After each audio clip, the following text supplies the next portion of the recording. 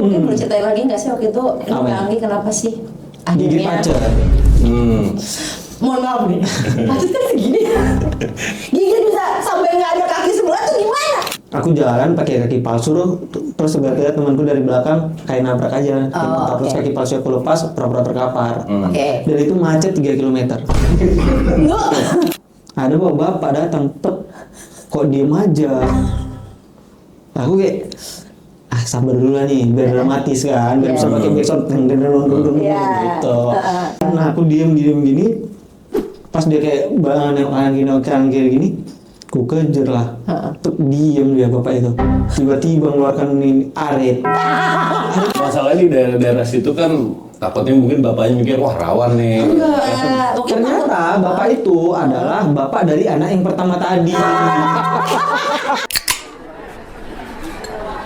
Gimana caranya dong nih ya Mas Anggi? Tiba-tiba gimana? Kan gue lari suka, kan gue juga suka lari juga. Kok gue kaget? Lo jangan kaget karena lu gak anak lari. Kok gue kaget? Aku juga merasa ditodong ya, gimana gitu. Jangan aja, jadi gini.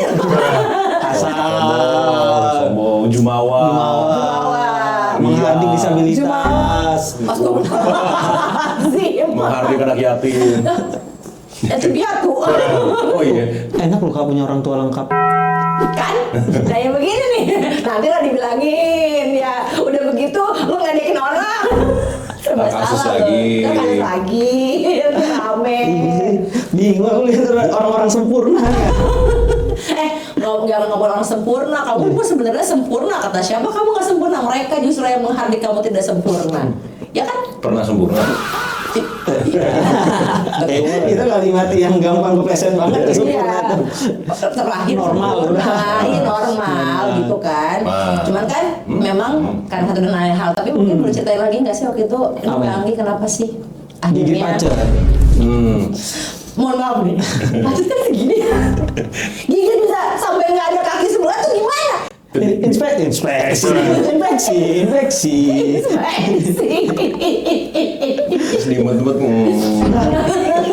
Dimut-mut kakinya hilang.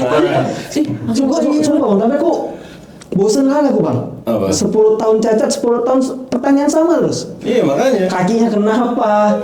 Kok bisa gitu? Minyak kaki palsu enggak? Iya.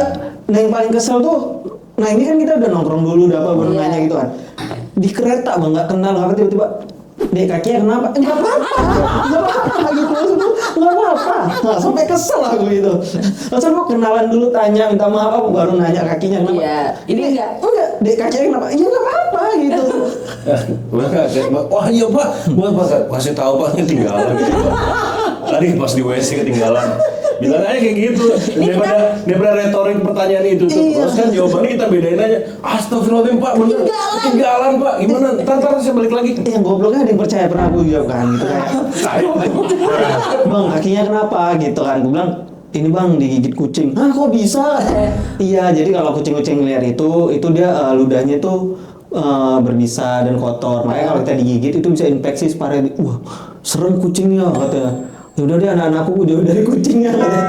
Astaga, ini ya, aku rasa juga kalau kita ketawa ini nih, kita aja ketawa nih ya. Kita dibilang kita tidak sensitif terhadap orang-orang disabilitas. Yakin deh? Enggak. Nah, justru kita tuh kalau diajak ngobrol kayak gini, itu kita senang. Oh. Nah, kita tuh kayak nggak senang kalau dikasihani. Makanya gue kayak TV gitu kan, misalnya ngundang atau apa, aku lihat dulu nih.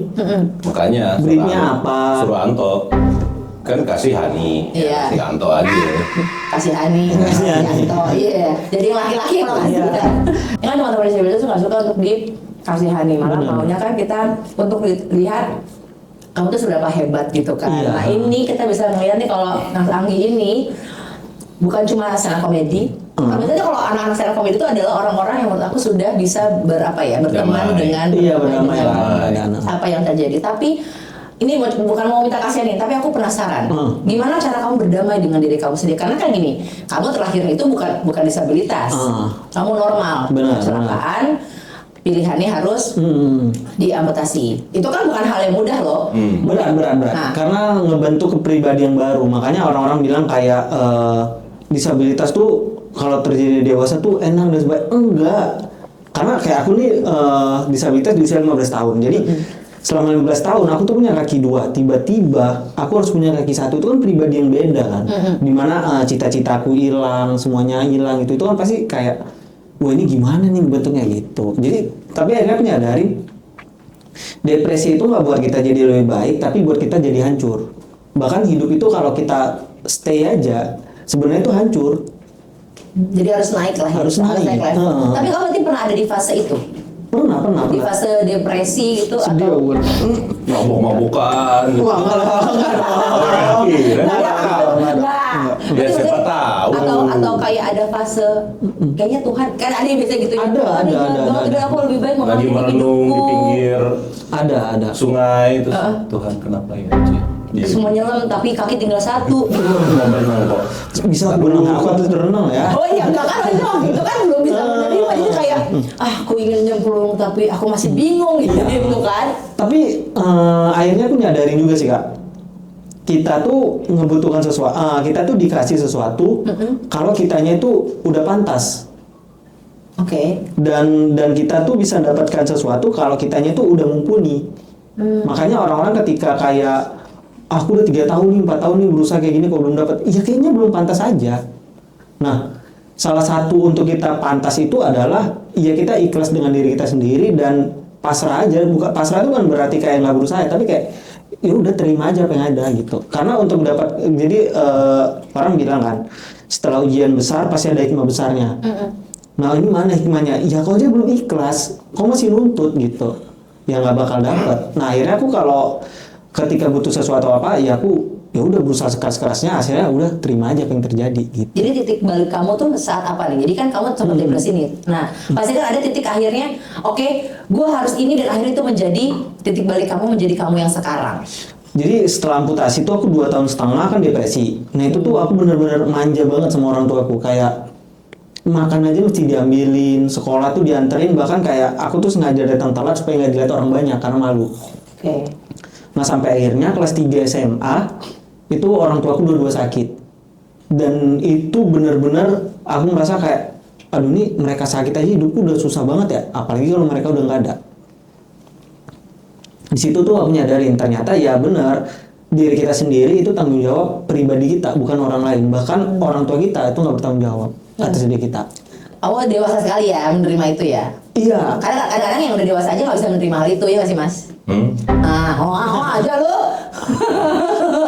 Iya, kenapa tuh langsung manis gitu? Tapi bener loh, nggak punya kedua orang tua itu memang nggak semua itu juga untuk menerima itu, gitu ya kan? Nah tapi kan akhirnya aku nyadarin kak, itu kehilangan orang tua waktu sakit aja itu udah susah banget kan, apalagi mereka nggak ada gitu. Makanya kalau ditanya ya, sebenarnya ini jahat sih, dan kenapa sih harus berpikir kayak gitu? Aku merantau dari Jakarta, dan di sini aku sama sekali nggak punya siapa-siapa. Dan salah satu kenapa aku kayak gitu ya karena ya aku tuh nggak bisa kehilangan orang tuaku, dan inilah caraku untuk kuat. Oke. Gitu. Jadi seandainya nanti tiba-tiba ya aku udah nggak terlalu ini banget lah. Udah nggak terlalu sedih banget Sedih lah. banget. Ya. Berarti kan sekarang jadi dari orang tua ya, untuk mencapai cita-cita kamu. Tapi kalau boleh tahu nih sebelum pas kamu masih, aku tuh enak banget jadinya ya. Pas kamu sebelum terjadi kecelakaan itu, apa sih cita-cita kamu saat itu? Kalau dulu tuh aku terobsesi kali jadi halo dek. Halo dek. Halo dek. Halo dek. Halo dek. Polis, isi lo. Oh, isi lo. Kok halo dek sih? Aku taunya halo dok. Iya. Jangan lupa di sini. Nggak bisa itu halo dek. Halo dek. Halo dek. Dede perawat. Iya. Oh gitu. Jadi oke. makanya aku tuh kan atlet profesional dari 9 tahun sampai umur 13 tahun kan. Atlet apa? Balap sepeda. Balap sepeda. Ya, BMX cross. Nah, di usia 13 tahun tuh aku udah dikasih pilihan sama orang tuaku kalau mau apa tuh namanya mau masuk taruna atau sebagainya, udah stop sekarang jadi atletnya karena kalau kecelakaan nggak bisa lanjut gitu. Wah itu udah sign banget dong dari orang tua, kayak kalau kecelakaan ternyata yang namanya takdir Tuhan, nggak perlu kecelakaan saat kamu jadi atlet. Bener. Jadilah kecelakaan itu. Nah tapi pada saat itu 2 tahun kan aku udah nyiapin diri kan. Nah di kelas 2 itu ternyata aku ada main bola diam-diam, turnamen tanganku patah. Itu sama sekali udah nggak bisa kan. Oke. Nah ternyata ada satu opsi lagi yang bisa, aku masuk pelayaran. Ya udah, masuk pelayaran tuh aku tetap latihan sebagainya. Pas mau masuk SMK pelayaran kena hernia. tapi hernia kan kalau nggak dioperasi masih bisa kan sebenarnya. Ya udah akhirnya aku nggak masuk SMK pelayaran, terus aku masuk sekolah biasa di Madrasah Aliyah. Ya udah itu 3 bulan sekolah situ kecelakaan, jadi sama sekali hilang lah semua. Oke. Nggak hilang semua ya, buktinya sekarang kamu bisa bangkit menjadi seseorang yang lebih baik lagi. Iya benar. Kaki 1000. Kaki 1000. Ya, satu kaki dengan 1000 mimpi. Benar. Ya. Benar. Berarti kan ada 1000 mimpi nih. Udah berapa nih yang jadi nyata nih dari 1000 itu? Apa ya kak? Sebenarnya aku nggak tahu ya itu sebanyaknya apa sebenarnya itu, karena semakin dihitung semakin kita nggak bersyukur kan. Tapi yang aku sadari sekarang adalah ketika aku udah ikhlas dengan diriku sendiri, apapun yang aku mau dan yang aku butuhkan, Tuhan selalu kasih. Makanya kalau ditanya orang apa yang bikin kau bersyukur, aku nanya balik. Emang apa yang bikin aku nggak bersyukur gitu? Orang tua masih ada, karir lancar, pacar cantik, apa gitu? Aku malu sama diri aku. Aku pernah Apa pun nggak ada lagi kan? Iya betul. Karena apa yang bahkan kayak, wah aku kayaknya butuh ini nih. Ya udah, nggak lama Tuhan ngasih. Jadi ngapain lagi aku sedih dengan keadaanku gitu. Sampai akhirnya aku menyadari, ya mungkin kalau ada orang nggak bisa menerima kekuranganku, ya mungkin value-nya belum sama aja, udah. Keren. Nah ini kan gue mau kan tadi udah nih kelas baliknya segala macem, yang kejadian bye-bye kaki gitu. Tiba-tiba bye-bye kakinya. Bye-bye kaki. Bye-bye. Ya. Aman. Kita yang nggak apa, kali ini kita yang dikenain juga. Dia udah oke ya, dia udah oke.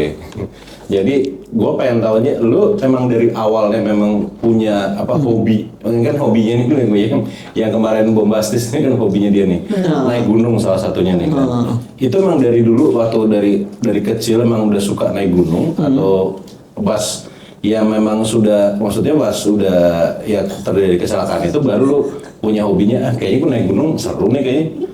Belum ada nih kayak one legged apa mountain hiker. Iya. Lihat ini dari tadi kerau. Iya. Lo kerau aja tuh ya. Kerau terus lo. Orang lagi ngomong. Meja sebelah kerau. Enak banget lo kerau. Orang lagi nyanyi serius. Di kerau. Kita nyanyi kerau ya. Dia kerau. Belum satu. Dia lagi ngomong nih 2 kali. Wah nyanyi dia kerau. Merasa nggak beban ya? Beban dia ya. Gimana? Nggak, justru aku naik gunung tuh setelah demutasi bang, 2020. Nah ini kepikiran aku naik gunung aja kali ya gitu. Sebenarnya banyak sih dramanya kenapa aku sampai naik gunung lagi. Karena dulu tuh aku tuh konten dari 2018. Konten kreator dulu tuh aku tuh ngeprank sama sosial eksperimen gitu. Sampai akhirnya adalah buat satu kasus. Tiga kasus. Apa? Beruntun. Itu yang pertama aku ngeprank di jalan raya gede itu simpang 3 gitu. Aku jalan pakai kaki palsu terus tiba-tiba temanku dari belakang kayak nabrak aja. Terus kaki palsu aku lepas, pura-pura terkapar. Dan itu macet 3 km. Ya.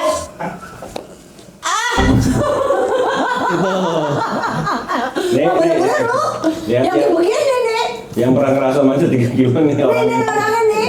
Yang mulai nabrak nih dia. Dan itu tuh sempat sampai 2 bulan kayaknya aku nggak ada upload. 2 bulan nggak ada upload dan maksudnya itu kamu berarti dicaci maki tanpa bayangan gitu?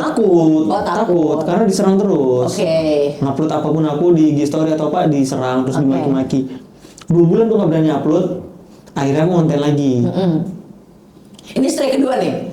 Nah, pertama kan dari. Iya, yang kedua nggak terlalu parah lah. Apa dulu? Menurut lo mungkin nggak parah, menurut kita mungkin parah. Bukan, karena yang kedua bukan aku yang salah. Jadi aku pada saat itu ngontrak sama teman-teman kampusku. Jadi aku tidur tiba-tiba temanku ngambil kaki palsuku. Dipinjam untuk konten. Nah aku tidur nggak tahu. Nah jadi kontennya dia adalah dia bawa karung isinya kakiku, terus di binja itu kayak ada alun-alun kan. Kalau alun-alun itu kan tiap sore itu kayak ada orang duduk pakai tikar keluarga gitu kan. Nah dia duduk di depan orang banyak yang tikar gitu keluarga, tiba-tiba dikeluarkan kakiku dilemparkan ke tengah. Ya, iya orang teriak dong, salam dari Binja. Nah, masalahnya di antara itu ada satu ibu-ibu yang punya penyakit jantung, Bang. Kan, salam dari Binja. Jadi dia dikejar sama bapak itu, sama suaminya, dikejar sama suaminya tuh, dia melarikan diri. Balik lagi ke kontrakan, tiba-tiba bilang, Gi, kakimu disita orang, kok bisa kaki disita? Kan kaget juga kan. Gue diam lagi. Apa tuh ya? Kaget aku, kok bisa? Nah ternyata ceritanya kayak gitu. Datanglah aku ke sana. Kok panggil kamu sini? Kayak mana nih kalau ini aku ninggal? Lah, ya kayak mana kalau nggak bisa jalan, kakiku bapak sita? Ya tapi aku korban kayak gini. Bapak korban, aku lebih korban. Malah tahu aku kalau kakiku dipakai. Aku bilang. Wah, teman lo bener-bener ya. Kakinya masuk plastik barang bukti. Iya, dia ya. Main kalau digantung, Bang. Dikira Idul Adha kan. Iya, ini kaki ya. Biasanya pada pokoknya bagian kaki lah. Iya. Yang paling habis tuh biasanya bagian kaki loh, udah loh. Enak tuh Itu cepet kan. Pak. Makanya tuh aku anjir, besok aku tandain terus sama orang. Oh. Di situ. Kebetulan lagi. Jadi kalau ada aku, orang tuh kayak, nah pada saat itu tuh aku terlalu idealis untuk konten prank nggak settingan. Karena ya prank kan semua settingan ya. Iya. Siapapun itu ya settingan ya. Saya tahu ini salah, tapi aku udah dibilang prank tuh banyak settingan. Oke. Nah di Medan banyak yang nggak settingan. Oh ya, kan orangnya berani ya. Udah Bahkan- lah, ajar aja udah tinggal. Bahkan di Medan tuh kalau kita nggak settingan diejek sama teman-teman yang lain. Oh, maksudnya kayak nggak gaya loh. Iya, kita ini loh. Iya nggak apa-apa deh rendah, yang penting nggak settingan real gitu Karena karena aja kaki. karena kelihatan banget Bang kalau kita Itu udah settingan berapa sama banyak ini yang ketabok orang tuh berapa banyak tuh? Iya. Itu pasti ada lah 2-3 orang pasti gelepang nah yang ketiga lebih parah. Ah, ini kamu nih. nyebrang tol. Alah, ada lagi. Nah, jadi pada saat itu kan aku udah nggak tinggal sama keluarga lagi kan. Iya. Jadi iya krisis kalau uang pada masa kuliah kan kita kayak putar otak Iya, kan. ini masih di sana ya? Masih di Binja itu kayak Iya. aku gimana cari duitnya. Akhirnya aku kayak ya udah deh bikin yang kayak gini lagi, yang penting aku naik deh gitu. Ah. Ya udah bikin konten prank lagi yang ekstrim. Pada saat itu kontennya adalah kayak di kebun gitu, jalan-jalan di kebun, tapi udah jalan raya kecil gitulah. Oke, iya. Kayak gang-gang ini. Tapi kalau di gang-gang sini kan jalannya walaupun cuma 1,5 meter atau 2 meter kan kiri dari rumah kan. Nah, Iya. kalau sana tuh bener kebun Bang. Iya. Kebun sawit lagi. Nggak sawit. Oh, Nah, jadi kayak kebun-kebun warga lah. Jadi aku kayak pura-pura tergeletak di di tengah jalan, terus kakiku ku taruh di di patahan gitu kan, dilepas, terus kayak bikin darah-darah gitu. Jadi ada orang lewat kan, mereka kayak panik berhenti gitu kan. Pas mereka udah berhenti kayak diem gitu, ku ambil kakiku, ku kejar, ketakutan. Nah yang pertama berhasil. Oke. Ada anak SMP naik motor, cewek 2 orang. Berhenti, udah panik dia kan kayak kaku gitu, udah nge-freeze lah. Pas dia diem gitu, tiba-tiba gue kejar, nangis-nangis. Ngadu ke mamanya. Aduh nih. Nah, yang kedua berhasil. Oke. Juga ya senang aku. Nah, yang ketiga ada bapak datang, kok diem aja. Aku kayak sabar dulu lah nih, biar dramatis kan, biar bisa pakai backsound gitu. Masih dia bikin backsound loh. Masih. Gue bikin backsound emang konten creator loh. Ini keren pasti kan. Nah aku diem gini, pas dia kayak nengok kanan kiri gini, aku kejar lah. Tuh diem dia bapak itu. Tiba-tiba ngeluarkan ini arit. Arit tangan mas, ngeluarkan arit kayak gini. Aku yang awalnya berdiri gini, bawa kaki mau mukul kayak, Pak maaf. Kirain lagi ya, nggak lihat kiri kanan nggak ada, terusin. Iya, nah kayaknya iya. Kayaknya bapak itu mau gertak.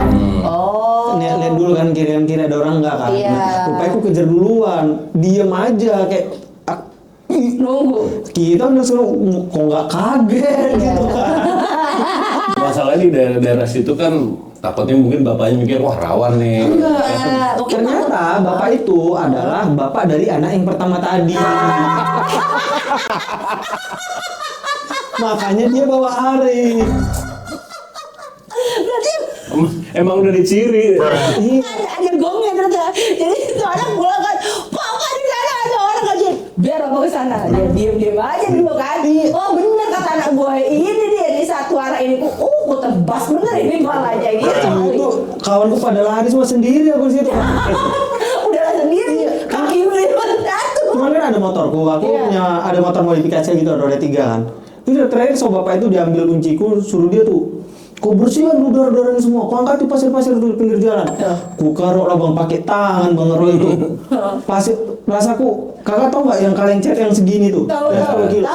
10 kali ada aku nyari ke pasir. Pasirnya itu bukan pasir yang udah numpuk, pasir pinggir jalan. Iya. Gali untuk nutup ini tuh aku, anjing capek banget. Itu ada yang kelima aku kayak, Pak maaf Pak udah apa Pak? Udah ada orang. Kawan kita pada lari aku nggak sendiri, nggak ada atau gitu. Kau tutup semua darah-darah kau nih katanya. Terus oke, enggak Pak ini kan udah mau hujan Pak, nanti hujan kan hilang ini Pak, ini cuman ini pewarna makanan lah bukan ini. Enggak Bapak ini, anjing capek Pak. Akhirnya kamu di situ stop, udah kapok. Situ stop kapok. Nah, terus itu kan pada masa Covid kan pada saat itu. Nah tiba-tiba temanku bilang, ini konten apapun nggak bakal bisa Gi, karena kayak di alun-alun juga orang udah nggak mau keluar sembarangan dan sebagainya. Diajak aku naik gunung. Gunung pertama tuh Gunung Sibaya, dan di Gunung Sibaya itu waktu aku bikin konten itu viral banget karena momennya pas 17 Agustus. Kau bawa bendera ya? Viral lah tuh momennya semuanya kan, dan akhirnya ketagihan aku naik gunung. Nah, tapi pada saat itu aku naik bukit-bukit yang biasa lah, karena di Sumatera Utara tuh gunung-gunungnya tuh kategorinya susah. Dan akomodasi ke tempatnya, transportasinya itu susah banget. Jadi susahnya karena akomodasinya atau karena apa sih bilangnya? Treknya. Akomodasi. Oke. Nah, aku nyampe ke sananya. Iya, makanya aku nyari bukit-bukit aja. Tertarik lah aku. Sampai pada akhirnya aku pengen bikin rekor nih. Jadi Sumatera tuh ada Gunung Kerinci, itu gunung tertinggi kedua di Indonesia. Iya. Pengen aku ke sana karena belum ada disabilitas ke sana. Berangkat aku ke Kerinci, naik ke sana dan alhamdulillah sampai aku di puncak. Wah, berhasil. Nah, konten yang viral banget. Nah, dan akhirnya aku upload, dan gara-gara viral itu hampir tiap malam aku tuh kayak di DM atau di telepon sama orang gak dikenal, karena pada saat itu kan nomor kontak personku tuh masih nomorku pribadi. Tuh orang-orang kayak nomor gak kenal apa kayak gitu nelpon nih Kak. Nelpon kayak apa, curhat dan sebagainya. Dan ada yang minta duit nggak? banyak. Pasti. Tapi poinnya pada saat itu hampir 3 bulan kalau nggak salah aku hitung ada sekitar 20 orang gagal bunuh diri gara-gara konten itu. Gitu. Jadi mereka termotivasi. Dan tiap kali aku upload konten gunung, komentarnya tuh positif, kayak semangat bang, lu harus kayak gini. Nah, akhirnya aku nyadarin, kayaknya validasi yang aku cari itu sebenarnya ketenangan bukan rekor. Nah karena komennya positif dan semuanya kayaknya ini dia yang aku cari, dan bukan kayak ngoprank kayak social experiment itu kan. Bukan kamu nyerok pasir lagi ya. Tapi emang aku akuin Kak, aku tuh 50.000 subscriber itu cuma 2 bulan. Karena prank itu? Iya. Tapi banyak yang benci. Iya, tapi 50% benci, 50% dukung. Nah tapi kan sekuat-kuatnya mental kita kalau dihina terus diajak terus kan nggak enak kan bang. Nah makanya pada saat itu ketika aku naik gunung, kayaknya gunung aja deh gitu. Aku kira kayak ngeprank di gunung aja dulu. Pernah tapi prank lagi kau. Cuma pada saat itu tuh nggak berani upload aku karena hampir dipukulin. Kalau udah dipukulin baru diupload. Jadi aku kayak di track gitu kan, tapi kayak post gitu lah kan kami. Masih di Sumatera atau? Sumatera. Jadi aku kencing atau pura-pura kencing atau apa kayak teriak ular kayak gitu. Ada ular gitu. Terus orang ngumpul kan, bentar bang di bawah ini bang, ranting ini bang. Orang pada ngumpul udah rame semua kan, tiba-tiba aku gini, bang jangan bang, udah aku berani ular. Pas aku tangkap kayak ini, pas aku tarik ini tali pinggang, marah semua orang itu, jadi kiranya ular. Itu gak kamu upload? Nggak berani, mau dipukulin aku bang. Dipukulin. Emang anak, gue mau ngomong apa ini aja jadinya dark joke, gue jadi diserang nanti nih kan. Kita bisa diserang balik. Iya. Nah, selain naik gunung juga kamu. Jokes gue nggak aman hari ini. Makanya Kemarin aja. kan selain naik gunung. Tadi aku bilang di awal tuh aku bilang aku pengen tahu dong caranya. Aku juga lagi nyoba-nyoba aus ya rauk-rauk tuh kan.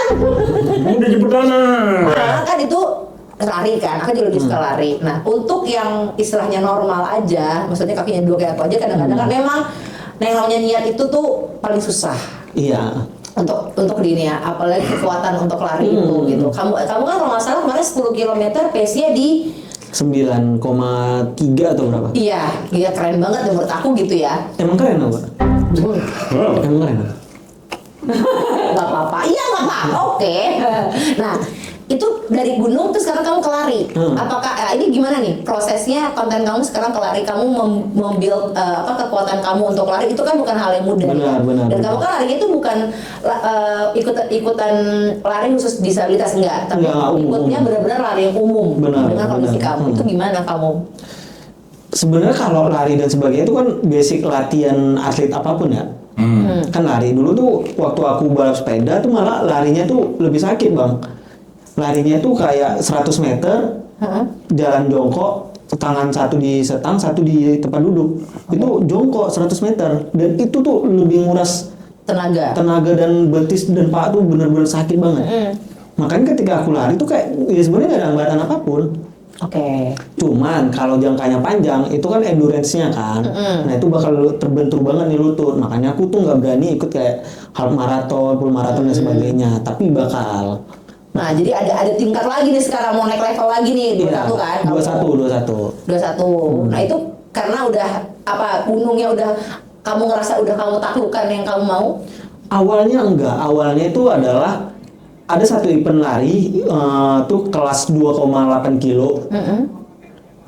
Jadi pada saat itu aku diundang untuk ikut. Oke. Event running itulah, fun run. Nah pada saat itu aku tuh orangnya nggak suka rame kak. Oke. Nah aku tuh mau tempat rame tapi harus jadi bagian. Kalau cuma datang doang kayak konser gitu, misalnya bandnya aku nggak suka, cuman karena diajak aja, nah aku tuh nggak mau bang, karena kayak nggak nikmatin dan bahkan kayak datang ke acara teman, misalnya rame gitu, ya aku tuh kayak datang tapi nggak lama balik aja gitu, memang nggak suka rame. Emang gak rame. Iya, yang pada saat itu rame banget disabilitas dan teman-teman yang lain. Aku mundur di belakang. Yang 5 kilo udah start, yang 2,8 udah start. Poin itu sekitar 500 meter ada. Oke. Biarin mereka. Finish duluan aku. Tapi ini semua disabilitas? Enggak, yang 5 kilo normal, tapi yang 2,8 tuh teman-teman disabilitas. Nah, tapi itu teman-teman disabilitas yang benar-benar kayak ya benar-benar ada yang atlet lari, ada yang kaki palsu dan sebagainya. Finish duluan aku. Padahal udah kupoin mereka 500 meter. Emang sombong nih ternyata ya. Agak iya. Iya, memang agak-agak begini nih ini sebenarnya dia. Setelah itu ku tes. Oke. Lari aku di GBK. Iya. Ku cari 5 kilo, ku dapat aku di P9. Nah, aku tanya teman-temanku semua rata-rata yang normal, yang baru-baru ikut-ikut panran apa semua running apa semua. Rata-rata P9 P10. Betul. Lah anjing mending aku ikut kayak gini langsung. Nah di situ tuh dan brand banyak ngelirik. Jadi kayak wah ada duitnya nih gitu. Itu kalau misalnya lagi lari gitu, tongkatnya pakai 1 apa 2? Tetap dua. Nah itu kan ada apa namanya ya, impactnya nggak sih ke kan tangan kan di bawah sini kan? Itu kalau misalkan ini kan ya jalanan kan nggak kan ya bawah ini kan nggak didesain untuk gitu kan? Ada yang itu nggak sih sponsorin yang khusus tongkat gitu. Tongkatnya itu yang buat lari itu? Nggak ada. Tapi belum kali ya. Belum ada. Tapi mungkin kalau di luar negeri ada tongkat yang khusus ya. Tapi di Indonesia itu nggak ada. Jadi aku cari karet bawahnya itu yang benar-benar elastis dan kuat. Soalnya itu kalau ada. itu impact ini kan ke sini kan, kan nggak enak lama-lama kan sakit juga. Emang sakit banget bang. Iya. Makanya dulu tuh awal-awal aku tuh sampai ketiak aku tuh kapalan. Ya kapalan. Ya kan Gesek gini, terus. kan gesek terus. Nah, Pertama lecet dulu, sprint, mau kapalan. ternyata aku nyadarin kalau ketiaknya sakit berarti cara megang tongkatnya salah. Oh, berarti tumbuhnya di sini. Harusnya tekanannya Seharusnya itu di sini sama di sini. Oke. Bukan di ketiak. Jadi ketika kamu berlari, kan kalau lari ini ya, ada ininya kan, dem apa sih namanya? Oh iya, demnya. Nah itu pas demnya itu berarti Di sini tapi tetap kena ketiak nggak sekarang? tetap kena tapi paling terbentur doang Bu, tapi bukan nggak nekan. Oh. Makanya dia jangan di sini. Nah, Oke. terus kayak harus benar-benar kayak aku tuh kemana-mana selalu bawa deodoran Kak. Jadi kalau mungkin aku tuh kayak 6 jam sekali atau aku play terus kayak gitu. Jadi pakai tongkat nggak sakit. Enggak, kalau misalnya kan udah naik gunung nih kan kemarin yang happening itu kan yang di Everest kan. Itu Memang kurang ajar aja sih. waktu itu idenya tuh gimana sih waktu kok Everest Base Camp. Everest Base Camp itu waktu itu emang ada sponsor yang deketin atau gimana? Atau emang nyari sponsor sendiri? Sebenarnya Everest Base Camp itu kolaborasi Mas sama PH.9. Jadi waktu itu aku daki Gunung Sindoro, aku nggak tahu kalau Abang ini punya PH. Oh. Tapi dia baru balik dari Annapurna Base Camp Oke. di Nepal juga. Terus aku tanya, Bang, ada rencana ke Everest Base Camp nggak? Kalau ada ikut apa Bang? Biar dokumentasiku bagus, aku biar sendiri lah gitu. Ternyata dengan aku aja kayak gitu, dia langsung lihat performa aku pada saat itu daki Gunung Sindoro, ada ngeluh nggak atau apa sebagainya. Nah ternyata aku nggak ada ngeluh. Nah akhirnya dia pulang, dia ngajak meeting tim-timnya semua untuk bikin satu gerakan namanya Satu Langkah Lagi. Nah Satu Langkah Lagi itu sekarang tuh bakal jadi yayasan atau organisasi gitu tuh untuk teman-teman disabilitas, teman-teman demotivasi. NGO gitu. Kita belum tahu tuh mau arahnya kemana ya. Karena ya kita nyadari ternyata teman-teman yang lagi demotivasi, depresi sebagainya, teman-teman disabilitas tuh cuman butuh didengarkan, nggak butuh dinasihati terkadang. Dan teman-teman disabilitas tuh kadang butuhnya tuh kesempatan sama kepercayaan. Nah kita pengen jadi wadah untuk mereka, makanya kita bikin Satu Langkah Lagi. Nah momen pertama yang kita bikin itu adalah film dokumenter yang kemarin alhamdulillah menang di FFI. Nah film itulah jadi yang pertama kita syutingnya tuh ke 3 gunung, itu ada Latimojong, Binaya, dan terakhir tuh ada di Everest Base Camp. Nah jadi kita bikin film dulu lah untuk pertama di Everest Base Camp. Dan dia tuh alhamdulillah pada saat itu berhasil, pamerannya juga diapresiasi sama Pak Raja Juli Antoni itu selaku Kementerian Kehutanan, dan Pak Dito juga Kemenpora pada saat itu. Dan ya itu akhirnya kita bikin berkelanjutan, dan tahun ini ada beberapa gunung lah yang bakal kita bikin lagi selanjutnya. Salah satunya katanya Kilimanjaro belum. Bakal ke Kilimanjaro. Itu kan kalau misalnya kan ini tadi kan 3 gunung ya. Iya. Berarti 2 di Indonesia, 1 di sana kan. Nah, ini kan punya karakteristik beda-beda nih. Benar. Ya kan. Ini Everest ini kan karakteristiknya jauh beda dibanding yang biasa kita laluin ya. Itu ada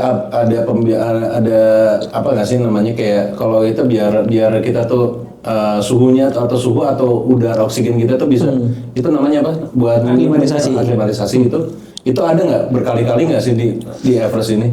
Di Everest Base Camp tuh kita ada 2 hari nggak ngapa-ngapain. Itu untuk aklimatisasi. Yang pertama di Namche Bajar, dan yang kedua di Goraksep atau apa gitu, lupa aku namanya. Jadi yang pertama tuh aklimatisasi di 4.000. Habis itu kalau kita aman dan gak ada pusing sebagainya, kita boleh jalan tuh di 4.000. Nah untuk ke 5.000-nya, ke Everest Base Camp-nya, kita tuh ada di 1 hari tuh di mana namanya? Kita tuh 1 hari lagi. Nggak ngapa-ngapain, kita main-main doang. Nah setelah itu baru kita naik ke 5.000 aklimatisasi. Nah yang bakal jadi pertimbangan pada tahun ini adalah ke Kilimanjaro itu tingginya 5.600 lebih. Dan itu nggak ada aklimatisasi. Oh, jadi? Itu base campnya aja? Enggak, itu langsung puncak. Langsung puncak? Peak, karena itu adalah gunung tertinggi di Afrika. Nah, itu bakal jadi tantangan terbesarnya, karena kita nggak ada latihan, nggak ada aklimatisasi dan sebagainya. Karena itu 6 hari murni naik turun. Nah itu kamu berarti persiapannya akan gimana tuh nanti Kak? Kan ini akan jadi beda ya, dan ini kan baru gitu. Oksigen banyak. Nah mungkin ya aku belum nyari modulnya dan belum sharing juga ke beberapa PT. Jadi kayaknya bakal hampir sama lah kayak ke Everest Base Camp, kayak jam 4 pagi mulai olahraga, setelah olahraga mandi RS gitu supaya badan kuat. Jadi, karena RS tuh nggak bikin kita cepat pegel kan, dan nggak bikin kita rawan sakit dan sebagainya itu. Dan pastinya nanti sebelum ke Kilimanjaro itu bakal ada, mungkin di bulan 2 minggu sebelumnya itu bakal ada 2 kali tektok gunung 3000-an. Oh, di Indonesia. Di Indonesia. Buat latihan. Buat latihan. Nah, tapi yang bakal aku pengen itu adalah kayaknya aku bakal ke Rinjani lagi. Oh, keren Puncak Soekarno. Wah, di mana tuh? Puncak Soekarno di Papua. Jaya Wijaya. Tempat puncaknya Puncak Soekarno namanya kan? Enggak sih, enggak bakal itu bakal jadi ini sendiri, proyek sendiri. Proyek sendiri gitu. Oh, ini karena proyek sama yang tadi ya. Enggak, maksudnya itu kita bikin campaign lain. Tapi campaign lain. Harusnya tahun ini sama Raffi Ahmad. Oh, episode-nya beda ceritanya. iya. Harusnya Episode-nya kan beda. setahun ini sama Raffi Ahmad, tapi lihat ini dulu sih. Lihat kondisi fisik nanti gimana di bulan itu kan bulan 6. Kalau turun itu kan mesti ada pendinginan lah selama 2 minggu supaya kalau emang kuat kayaknya bisa, tapi karena itu persiapannya 6 bulan. Jadi nggak bisa dadakan. Jadi harus diputusin bulan ini sih ya. Ya kalau misalnya kayak di balik lagi yang Kilimanjaro itu kan berarti nggak cuman iklimnya aja. Tracknya pun beda gitu kan. Tracknya dia mungkin sama tracknya naik di Gunung Salak mungkin beda gitu kan. Gunung Salak tiba-tiba kan dari begini tiba-tiba kok nah gitu. Nah itu ada kayak gitunya juga nggak sih, challenging kayak gitu tiba-tiba loh kok jalannya jadi dongak gitu. Harusnya tracknya lebih, kalau secara track ya mas, harusnya secara track lebih enak sih. Everest kayak gitu nggak? Ada tiba-tiba was gitu. Yang Tiba-tiba elevasinya tiba-tiba 90 derajat ya Allah jadi naik. Enggak, justru Everest Base Camp itu orang-orang Eropa, orang-orang Amerika yang datang tuh usia 40 lebih. Oh, berarti maksudnya tracknya oke ya Oke. untuk dinaiki. Maksudnya ya Nggak ada yang naiknya terjal jadi gitu. smooth gitu, bukan yang kayak Everest Base Camp tuh gunung wisata mas. Jadi orang kesana tuh enak, nggak perlu persiapan fisik yang gila-gilaan banget. Justru gunung Indonesia tuh sulit. Oke, berarti lebih sulit gunung Indonesia. Gunung Indonesia cuman gunung Indonesia tuh paling tinggi 3.000 mdpl, 4.000 yang dia di Papua, tapi rata-ratanya 3.000 mdpl. Jadi nggak terlalu sulit. tapi masa Indonesia itu aksesnya banyak. Kayak misalnya kita mau naik ke Selamat, mau naik ke Sindoro, Sumbing misalnya gitu. Banyak jalan. Lu mau naik dari mana? Iya. Dulu ditawarkan medan yang Sulit, aneh-aneh. misalnya kayak sulit mungkin medannya sulit, sedang, susah. Iya. Bukan mana nih? Iya. Gitu. Kalau misalnya lu mau yang cepat nyampe ke atasnya, cuman jalannya ngawur misalnya gitu. Ya, Indonesia kayak gitu karakteristik. Kalau misalnya di luar, one way in, one way out. Masukin dari sini, Keluar. nanti keluar dari situ. Keselamatan. Dari situ. Jadi emang trailnya kayak gitu. Lebih enak. Nah, dan yang kedua, gunung Kilimanjaro itu kan masuk 7 Summit dunia. Iya. Itu gunung tertinggi di dunia kan. Iya, iya. Nah, jadi pasti lebih aman secara trek. Nah, tapi secara ketinggian aklimatisasi, nah itu yang bakal jadi PR.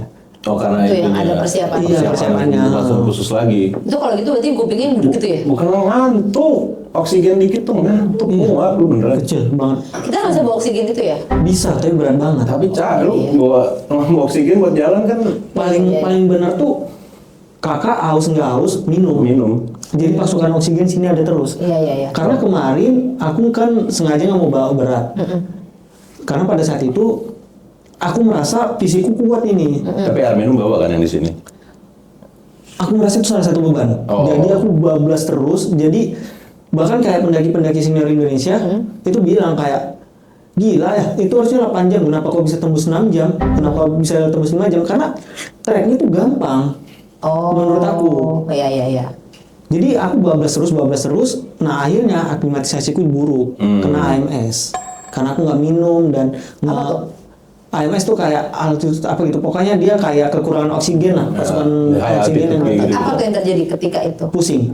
Oh. Nah, dan kalau kejadiannya di 3000 itu masih enak kak.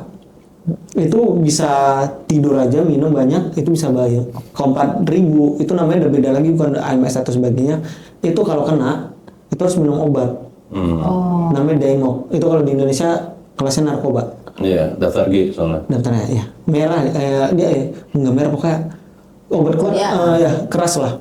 Nah kalau di 5000 ini udah harus minum obat dan harus turun. Di 5000 mdpl. Nah aku kemarin kena di 5000 mdpl harus turun dan pada saat itu lagi ada event Everest Base Camp Marathon. Waduh. Jadi Benar. semua helikopter udah di booking.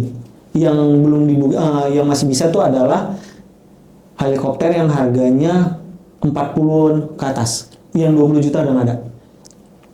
Jadi pas saat itu aku mutusin daripada keluarin 40 juta mending aku jalan 10 km ada. Gila. Karena resiko pada saat itu kalau 3 jam aja aku di situ mati. Oke. Jadi ya maksudnya jadi jangan juga orang ngeliatnya kayak lo enak atau apa, enggak juga. Dia juga ada pengorbanannya di situ Iya, gitu ya. benar-benar. Ada juga sotoynya. Oh ya. Ada sotoy. Kan ada gini ya juga kan. Ada sotoy gaspol, tiba-tiba wow mati lagi. Tapi paling benar tuh adalah sekuat-kuatnya kamu kalau durasinya diterapkan 8 jam, ya 8 jam. Iya, jangan kamu cepetin Jangan gitu dicepetin. Jangan sotoy. ya. Jangan sotoy. Ikutin aja gitu ya. Makanya, wah gue bisa kok nih. Ya udah ntar dulu. Ternyata ada yang nggak dikasih taunya ini organisasinya itu. Nah, kayak orang kan bilang kan, itu kayak Red Bull aja tuh sampai naik ke Kartens, dia bisa nggak ada aklimatisasi langsung turun. Iya dia naik langsung turun, bukan berdiam diri. Nah, yang lama itu kan berdiam diri berdiam langsung. diri gitu ya. Iya. Terakhir Iya. untuk teman-teman disabilitas Nah. yang mungkin masih berada di Fase fase belum bisa menerima atau di fase yang kayaknya hidup gue udah nggak tahu mau ngapain deh gitu. Kamu ada pesan gak buat mereka? atau di fase sudah menerima dan pengen kemana? Pengen apa? Nah, itu aja lah. Kalau belum menerima, aku pasti bilang kayak hal yang paling susah dalam hidup ini adalah ikhlas. Tapi kalau kita udah bisa ikhlas, semua yang nggak kita sangka-sangka itu bakal dapat. Oke. Dan kalau kita merasa kekurangan kita itu adalah hal yang menghambat kita, itu salah besar. Karena manusia itu hidup dan berkembang sesuai dengan apa yang dipikirkan. Gimana sugesti positif dia. Makanya ada satu ilmuwan, dia bilang kita itu adalah apa yang kita pikirkan. Kita bisa menjadi kuat jika berpikir kita kuat. Maka dari itu, hal yang paling penting dari hidup itu adalah sugesti pikiran kita dengan hal-hal yang positif, karena hal yang positif, pikiran yang positif akan menghasilkan yang positif juga. Itu ya. Karena keterbatasan cuma ada di pikiran. Nah, keterbatasan cuma ada di Pikiran. Kira dan makanya kerja agak mikir. tidur. Dia jadi pemain sekolah. Tiba-tiba. Ayo kita makan lagi dong.